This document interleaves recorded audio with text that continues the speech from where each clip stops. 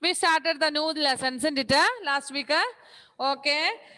We studied standard units. Why standard units were necessary?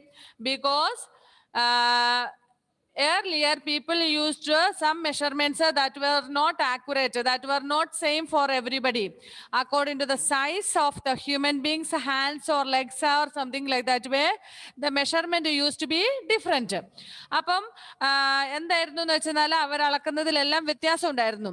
അപ്പൊ പിന്നീട് അത് ഒരുപാട് പ്രോബ്ലംസ് ഒക്കെ വന്നതുകൊണ്ട് പിന്നീട് in 1960 General Conference of Weights and Measures recommended that in the universe, means in the whole world, there should be a standard of unit for everything, for measurements, whether it may be weight or mass or time or length, whatever it may be, there should be same or same but accuracy for measurements of units. Okay, so they have made new methods for that, and the methods that we are commonly using are meters for length, then kilogram for weight or mass, second for time, Kelvin for electrical measurements and all. Okay, we know that we write m for meter. M means here, if you write 10 m means it is 10 meters. Okay, then meter can be divided further into smaller or bigger ones as centimeter, millimeter, like that way. Okay, so centimeter is written as cm, millimeter is written as mm, meter is written m, and millimeter is written, millimeter is written as mm, small m. Next, kilogram. Kilogram is indicating the mass of a thing. Weight of a thing. Or sadhanathinte weight ne sujipikkunnaanu kilogram. Okay, that is written as a kg, kilogram. And further it is divided into smaller or greater, milligram, then kilogram, and quintal, ton, like that way. So then next one is second. The second is indicating the time. Time in a sujipikundana, alle time, the smallest one is second, then minute, then hours, then days, then months, then years, like that way. Okay, then Kelvin. Kelvin is using to indicate the electrical measurements. കറണ്ടിനെ സൂചിപ്പിക്കുന്നതിന് വേണ്ടിയിട്ടാണ് നമ്മൾ kelvin എന്ന് പറയുമ്പോൾ electrical അല്ല, ടെമ്പറേച്ചറിനെ സൂചിപ്പിക്കുന്നതാണ്, ചൂടിനെ, ടെമ്പറേച്ചറിനെ സൂചിപ്പിക്കുന്നത്. നമുക്ക് ശരിക്കും മെഡിക്കലി നമ്മൾ കെൽവിൻ ഉപയോഗിക്കാറില്ല. മെഡിക്കലി നമ്മൾ ഡിഗ്രി സെൽഷ്യസ് ആണ് ഉപയോഗിക്കുന്നത് മെഡിക്കൽ ഫീൽഡിലൊക്കെ. പിന്നെ മറ്റു ആവശ്യങ്ങൾക്കൊക്കെ നമ്മൾ കെൽവിൻ ഒക്കെ ഉപയോഗിക്കാറുണ്ട്. നെക്സ്റ്റ് പിന്നെ നമ്മൾ പറഞ്ഞ് ഇതുപോലെ തന്നെ മറ്റു മെഷർമെന്റ്സ് ഉണ്ട്, ഇലക്ട്രിക്കൽ മെഷർമെന്റ്സ് ഉണ്ട്. ഇലക്ട്രിക്കൽ മെഷർമെന്റ്സിന് നമ്മൾ വാട്ട്സ് ഉപയോഗിക്കും, ഇത്ര വാട്ട്സ് നമ്മൾ ഉപയോഗിച്ചു എന്നുള്ള രീതിയിൽ. ഓക്കെ, അങ്ങനെ. നെക്സ്റ്റ് ഇവിടെ നമുക്കൊരു ടേബിൾ തന്നിട്ടുണ്ട്, page 159 60 seconds is equal to 1 minute. Diya, can you read that table please?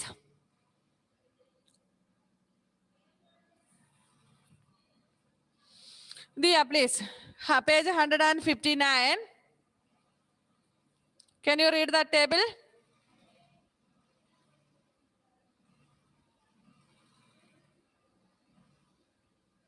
Please unmute yourself and read. Unmute and read. 40.1 അല്ലേ മിസ്സേ? Yeah, 14.1. 60 seconds is equal to 1 minute. Yes, 60 seconds is equal to 1 minute. Okay. 60 minutes is equal to 1 hour. Yes. 24 hours is equal to 1 day. 365 days is 1 year. 10 years, 1 decade. 10 decade, 1 century or 100 years.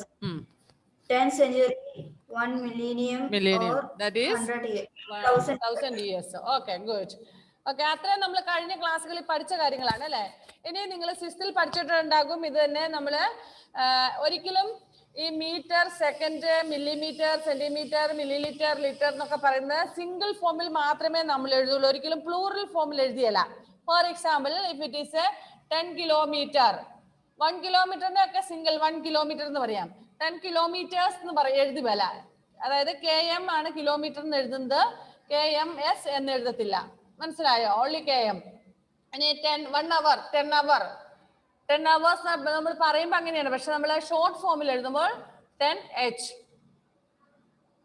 Okay, 10 hours എന്നുള്ളതിന് അങ്ങനെ എഴുതുന്നത്. Okay, kilogram, seconds ഒന്നും എഴുതിയല്ല. Okay, next measurement of time ആണ് നമ്മൾ detail ആയിട്ട് പഠിക്കാൻ പോകുന്നത്. The SI unit of time is second. The other commonly used time ആണ് നമ്മളിപ്പോൾ വായിച്ച കേട്ട list. Making accurate measurements of length and mass is relatively simpler than measurement of time. Anything that occurs or appears at regular intervals can help us to measure time.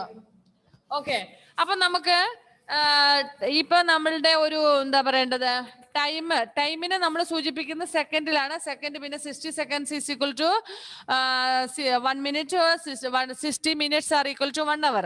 ഇതൊക്കെ നമുക്ക് കൃത്യമായിട്ട് ചെറിയ ക്ലാസ്സിൽ തന്നെ നമ്മൾ പഠിച്ചിട്ടുള്ള ഒരു കാര്യം തന്നെയാണ് അല്ലെ. ഇനി making accurate measurements of length and mass is relatively simpler than measurement of time. Actually നമ്മളിപ്പോ മറ്റു വെയിറ്റിന്റെയും അല്ലെങ്കിൽ ലെന്തിന്റെയും ഒക്കെ മെഷർമെന്റ് എടുക്കുന്നതിനേക്കാൾ ഒരു ആക്യുറേറ്റ് ആയിട്ടുള്ള മെഷർമെന്റ് എടുക്കാൻ നമുക്ക് ഏറ്റവും എളുപ്പമുള്ളത് ഏതാണ്? നമ്മുടെ ടൈം തന്നെയാണ്. ടൈമിന്റെ നമ്മൾ മെഷർമെന്റ് വളരെ ഈസി ആയിട്ട് നമുക്ക് ചെയ്യാൻ പറ്റും, ആക്യുറേറ്റ് ആയിട്ട് കിട്ടാൻ പറ്റും. Anything that occurs on appears at regular intervals can help us to measure time. സാധാരണ നമുക്ക് റെഗുലർ ആയിട്ട് സംഭവിക്കുന്ന ഒരു കാര്യം, അതിന് നമുക്ക് ടൈമിന് വളരെ ഈസി ആയിട്ട് ടൈം മെഷർ ചെയ്യാൻ പറ്റും. ഫോർ എക്സാമ്പിൾ, നമുക്കറിയാം ഒരു ദിവസം എന്ന് പറയുന്ന ഒരു ഡേയും നൈറ്റും കൂടെ നമ്മൾ പഠിച്ചിരിക്കുന്നത് എത്രയാണ്? 24 hours ആണ്. ഇപ്പൊ നമുക്ക് ക്ലോക്ക് ഇല്ലെങ്കിൽ പോലും, നമ്മുടെ വീട്ടിൽ ക്ലോക്ക് ഇല്ല എന്ന് വിചാരിക്കാം, നമ്മുടെ വീട്ടിൽ വാച്ച് ഇല്ല, ക്ലോക്ക് ഇല്ല, TV ഇല്ല, നമുക്ക് അതുകൊണ്ട് ടൈം അറിയാൻ ഒരു മാർഗവും ഇല്ല. എങ്കിൽ പോലും നമുക്കത് പറയാൻ പറ്റും. ഏകദേശം ഇപ്പൊ നേരം വെളുക്കുമ്പോ 7 മണിയായി, 6 മണിയായി, ഏകദേശം ഒരു ഇത് നമുക്ക് അങ്ങനെ പറയാൻ പറ്റും അല്ലെ. Okay, you know that the earth completes one rotation on its axis in almost 24 hours. നമുക്കറിയാം സാധാരണ ഒരു റൊട്ടേഷൻ എത്ര സമയം വേണ്ടത്? The rotation of earth takes 24 hours to complete. Okay, this happens regularly over and over again. Daily the same method only. Same method. No difference at all. It doesn't take one day 23 hours to complete, and in another day it doesn't take 26 hours to complete.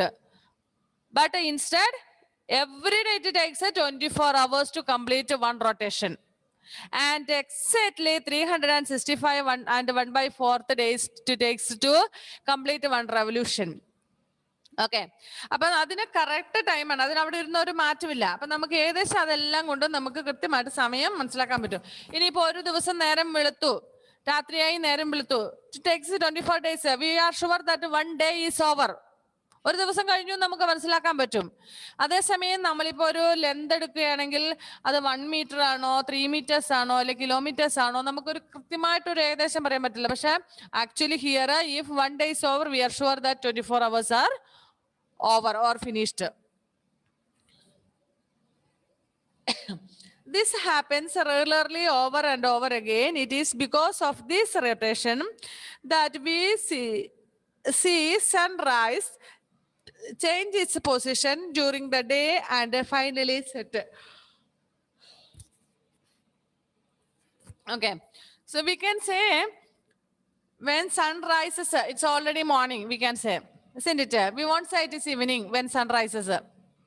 We are sure. And then the position of sun as it moves, we can say that it's 9 o'clock, 10 o'clock, 11 o'clock, 12 o'clock, like that way we can say.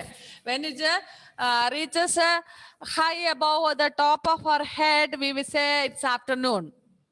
നമുക്ക് ഏകദേശം ഒരു സാഹചര്യങ്ങൾ സണ്ണിന്റെ ഇതൊക്കെ നോക്കിയിട്ട് നമുക്ക് സമയം identify ചെയ്യാൻ പറ്റും. പക്ഷെ നോട്ട് എക്സാക്ട്ലി ടൈം. 9 എന്ന് പറഞ്ഞാൽ ചിലപ്പോൾ 9:15 ആകാം, 9:30 ആകാം അല്ലെ. ഒരു ഏകദേശം നമ്മളിങ്ങനെ സണ്ണിന്റെ പൊസിഷൻ നോക്കി നമ്മൾ ടൈം പറയാറുണ്ട് അല്ലെ. Okay, perhaps the earliest method of telling time was seeing the position of the sun in the sky. So ഞാൻ പറഞ്ഞല്ലോ നേരത്തെ കുറച്ചു കാലം മുന്നേ നമ്മുടെ ഈ ക്ലോക്കും വാച്ചുകളൊന്നും കണ്ടുപിടിക്കുന്നതിന് മുന്നേ, even after inventing clocks or watches and all, everybody was not using watches and all. So even almost all those days people were telling the time like that way. പിന്നെ വേറൊന്നുണ്ട്, പഴയ കാലത്തൊക്കെ ഉണ്ടല്ലോ സമയം നോക്കുന്നത്, സമയം നമ്മളുടെ വീടുകളിൽ ഞാൻ പറഞ്ഞില്ല വാച്ചൊന്നും ഇല്ലായിരുന്നു എന്ന്. അപ്പോൾ അമ്പലം ഉണ്ടെങ്കിൽ അമ്പലത്തിൽ വൈകുന്നേരം പാട്ട് വെക്കും, പ്രാർത്ഥന. അപ്പൊ അത് വെച്ച് നോക്കുമ്പോ 6 മണിയായി, പള്ളിയിലേതായി. പിന്നെ ഞാൻ ഓർക്കുന്നുണ്ട്, എന്റെയൊക്കെ വീടിന്റെ ആ ഭാഗത്ത് ഒരു മുസ്ലിം പള്ളിയുണ്ട്. അവര് കറക്റ്റും 3 o'clock അങ്ങനെ ഏതോ സമയത്ത് അവര് ബാങ്ക് വിളിക്കും പള്ളിയില്, അല്ലെ? മുസ്ലിം പള്ളിയിൽ കേട്ടിട്ടില്ലേ? അതിനൊരു ടൈം ഉണ്ട് അവർക്ക്. അതുകൊണ്ട് അത് കേൾക്കുമ്പോൾ നമുക്ക് മനസ്സിലാക്കാൻ പറ്റുമായിരുന്നു, സമയം 3 മണിയായി, 12:45. അന്ന് ചിലപ്പോ ഒരു 2-3 മിനിറ്റ് ഡിഫറൻസ് ഒക്കെ വന്നെന്ന് വരും, എന്നാലും നമുക്ക് സമയം മനസ്സിലാക്കാം. പിന്നെ പണ്ടൊക്കെ പള്ളികളിൽ, ക്രിസ്ത്യൻ പള്ളികളിൽ ഉച്ചയ്ക്ക് മണിയടിക്കുമായിരുന്നു. ഇപ്പൊ അങ്ങനെ ഉച്ചയ്ക്ക് മണിയടി കേൾക്കാറില്ല. അപ്പൊ ആ മണിയടി കേൾക്കുമ്പോ സമയം 1 മണിയായി, പള്ളി മണിയടിച്ചു എന്ന് പറയും. അങ്ങനെ നമ്മൾ ചില കാര്യങ്ങൾ ഇങ്ങനെ അടയാളം വെക്കുമായിരുന്നു. അങ്ങനെയൊക്കെ സമയം നോക്കി പറയും. പിന്നെ നമ്മൾ ഇങ്ങനെ നോക്കുമ്പോൾ ഏകദേശം സണ്ണ് മുകളിലെത്തി, 12 മണിയായി, 1 മണിയായി, 4 മണിയായി. അങ്ങനെ നമ്മൾ ഏകദേശം സണ്ണിന്റെ പൊസിഷൻ നോക്കി സമയം പറയുന്നു, പക്ഷെ എക്സാക്ട് ടൈം ആയിരുന്നില്ല. Okay. The time between one sunrise and the next was called a day. So the time between a sunrise and the next day sunrise is called a day. ഒരു ഇന്നത്തെ സൺറൈസും നാളത്തെ സൺറൈസിനും ഇടയ്ക്കുള്ള ഒരു സമയത്തെ മുഴുവൻ നമ്മൾ ചേർത്തിട്ട് എന്താ വിളിക്കുന്നത്? ഒരു ദിവസം. ഇന്ന് സൺറൈസ് ആയി, ആ സൺറൈസ് ഇനി സൺ ഇങ്ങനെ മേളി വന്ന് സൺസെറ്റ് ആകും. Then evening it will be set and next day morning again the sun rises, isn't it? So we call this duration of time as one day, ഒരു ദിവസം എന്ന് നമ്മൾ പറയുമായിരുന്നു. Then 1 month was measured as the time between the sighting of one new moon and the next. ഇത് നമ്മൾ കഴിഞ്ഞ ക്ലാസ്സിൽ പറഞ്ഞ ഒരു ന്യൂ മൂൺ മുതൽ അടുത്ത ന്യൂ മൂൺ വരെ, ഒരു ന്യൂ മൂൺ കഴിഞ്ഞ് പിന്നെ നോ മൂൺ ആകും, അതിനുശേഷം ന്യൂ മൂൺ വീണ്ടും ആകുന്നോടം വരെയായിരുന്നു ഒരു മന്ത് എന്ന് കാൽക്കുലേറ്റ് ചെയ്തുകൊണ്ടിരുന്നത്. And a year was measured as the time taken by the earth to complete one revolution around the sun. സണ്ണിന് ചുറ്റുമുള്ള ആ ഒരു റെവല്യൂഷന്റെ സമയം കണക്കാക്കി നമ്മൾ 1 year എന്ന് പറയുമായിരുന്നു. Next A sand clock. അപ്പൊ ഇത് വാച്ച് ഒന്നും ഇല്ലാതിരുന്ന കാലത്തെ കാര്യങ്ങളാണ് നമ്മൾ പറയുന്നത്. Sand clock. What is the meaning of sand clock? You know, ഇവിടെ ഒരു സാൻഡ് ക്ലോക്കിന്റെ പിക്ചർ തന്നിട്ടുണ്ട്. Sand clock was used by the Romans, worked on the principle that all the sand from the upper chamber falls into the lower chamber in a fixed amount of time. Okay, പഴയ കാലത്തെ romance use ചെയ്തുകൊണ്ടിരുന്ന ഒരു തരം measurement of time ആയിരുന്നു ഈ sand clock. And it was working on the principle that the sand from the upper chamber falls into the lower chamber in a fixed amount of time.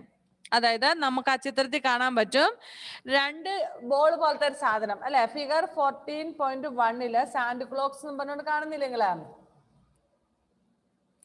Okay, അതിലെ 2 ball പോലത്തെ ഒരു സാധനം ഉണ്ട്. അപ്പൊ മേളിലുള്ള sand താഴെ വീഴാൻ എടുക്കുന്ന സമയത്തിന് കണക്കാക്കി ഒരു ക്ലോക്ക്. അത് പക്ഷെ കറക്റ്റ് അല്ല, ആക്യുറേറ്റ് അല്ല, കുറച്ച് ഡിഫറൻസ് വരും, ബട്ട് സംവാട്ട് ഓക്കെ.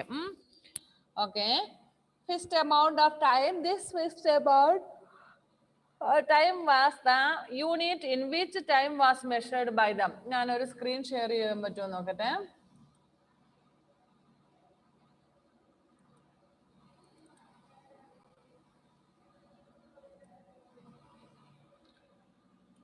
ആക്ച്വലി ഇതാണ് സാധനം. ഈ മേളിലുള്ള സാധനം താഴോട്ട് വരാൻ എടുക്കുന്ന സമയത്തെ സൂചിപ്പിച്ചുകൊണ്ടുള്ളതായിരുന്നു.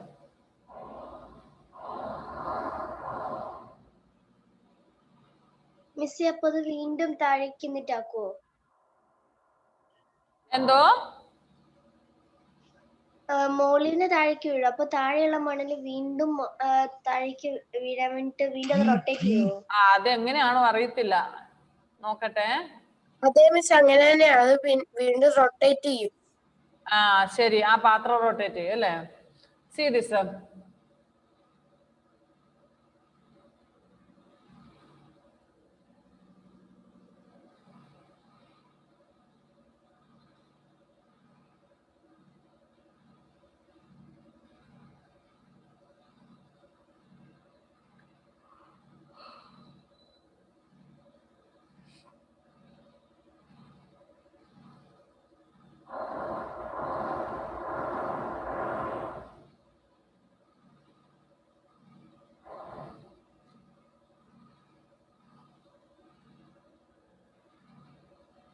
കറക്റ്റ് ഒരു ട്രയാങ്കിൾ ഷേപ്പിലേക്ക് താഴെ വീഴുന്നല്ലേ?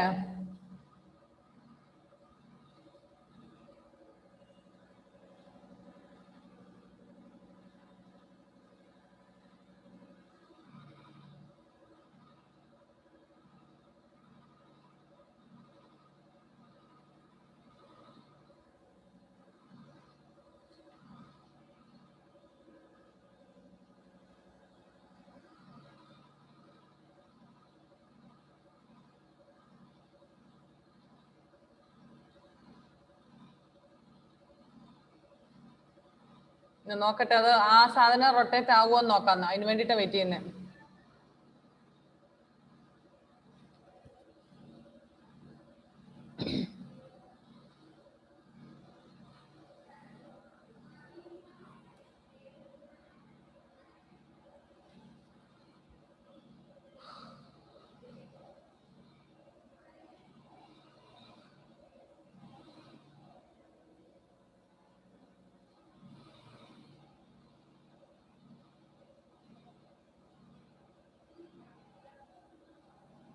അത് റൊട്ടേറ്റ് ആയിട്ടില്ല കേട്ടാ.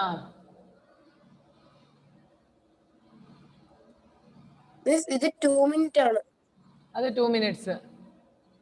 Clock animation power point YouTube.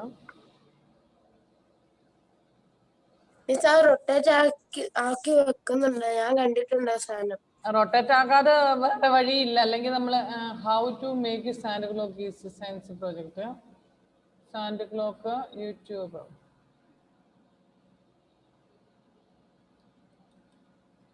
പക്ഷെ എനിക്ക് റൊട്ടേറ്റ് ആകുന്ന സാധനം ഒന്ന് കാണട്ടെ ഞാൻ.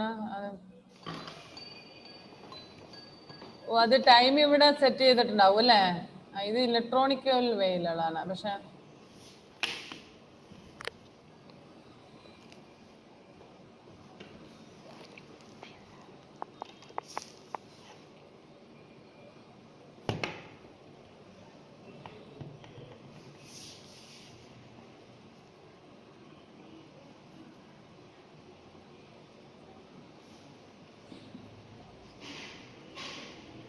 ഇതെന്താ കാര്യം ഇരിക്കുന്നത്?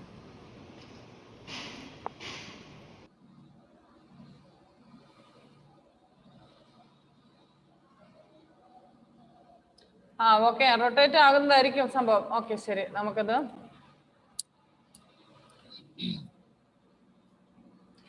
okay. Upper sand clock, which was used by Romans, worked on the principle that all the sand from the upper chamber falls into the lower chamber in a fixed amount of time. This fixed amount of time was the unit in which time was measured by them. അപ്പോൾ ഈ പറഞ്ഞ പോലെ automatically താഴ്ത്തൽ ഫിലാമെന്റ് തന്നെ turn ആകുന്ന സംവിധാനം വല്ലതുമായിരുന്നായിരിക്കാം. Okay, 2 minutes അല്ലെങ്കിൽ 5 minutes കൊണ്ട് താഴെ വന്നു കഴിയുമ്പോൾ അടുത്ത പിന്നെ തിരിഞ്ഞ് കഴിയുമ്പോൾ വീണ്ടും again it will take 5 more minutes to come down, isn't it? Like that way they used to calculate. The sundial was used long ago to measure the time of the day, and it worked on the principle that as the position of the sun in the sky changed, so did the position and length of the shadow cast by an object. ഇനി അടുത്തതാണ് നമുക്ക്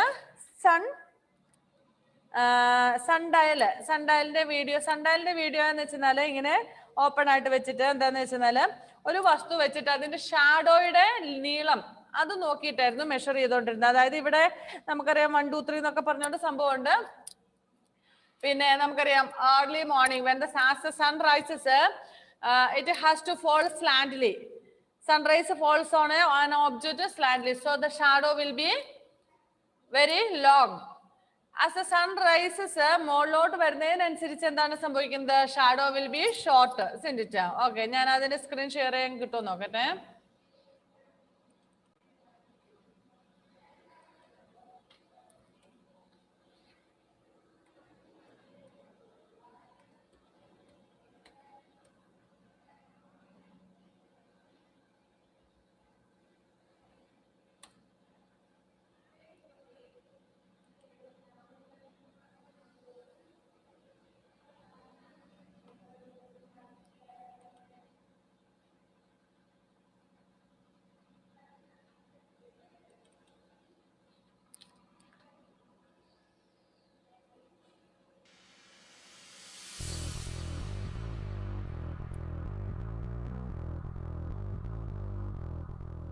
Welcome to the Canada Science and Technology Museum in Ottawa, Ontario, in our artifact storage facility. Hi, my name is Michelle. I'm an educator here at the museum, and I'd like to talk to you about sundials. Before the invention of clocks and watches, sundials were used to tell time. In fact, sundials were used in Egypt more than 3,500 years ago. They consisted of a simple stick pushed into the ground which cast a shadow. Sundial faces were divided into equal parts. The earliest surviving sundial with hour markings date back 1,500 years before the present. Some of these sundials used tall stone obelisk to serve as a center stick, or gnomon. Still, there was no standard number of markings. As sundials became more common, the gnomon became shorter and eventually pointed to the north, rather than straight up. When the length of a day was officially standardized at 12 hours, sundial faces were divided into 12 equal parts. These 12 parts marked the hours from sunrise to sunset. This sundial is a typical example. It is made to sit flat and has a gnomon that, when properly installed, points to what astronomers call the North Celestial Pole, the point in the sky directly above the Earth's North Pole. This sundial was... Okay, see here, this is sundial. Here inside, numbers have been marked. Numbers are marked. ഇവിടെ ഒരു സാധനം ഇങ്ങനെയുണ്ട്. You can see this isn't it. Okay, ഇത് പുറത്തിങ്ങനെ വെച്ചിരിക്കുകയാണ്. അപ്പൊ sunrise വീഴുന്നതനുസരിച്ച് ഇവിടെ എന്താ സംഭവിക്കുന്നത്? ഇതിന്റെ ഷാഡോ ഉണ്ട്, ഈ സാധനത്തിന്റെ ഷാഡോ, നിഴല്. അപ്പൊ നമുക്കറിയാം രാവിലെ സണ്ണ് റേസ് ചെയ്യുന്നത് ഇവിടെയാണ്. അപ്പൊ ഇത് സ്ലാൻഡിൽ വളരെ ചെരിഞ്ഞായിരിക്കും സൺറൈസ് ഇങ്ങോട്ട് വരുന്നത്. അതുകൊണ്ട് തന്നെ ഈ ഷാഡോയുടെ നീളം ഇവിടെ എത്രയാണോ മാർക്ക് ചെയ്തിരിക്കുന്നത് അതനുസരിച്ച് ടൈം കാൽക്കുലേറ്റ് ചെയ്യും.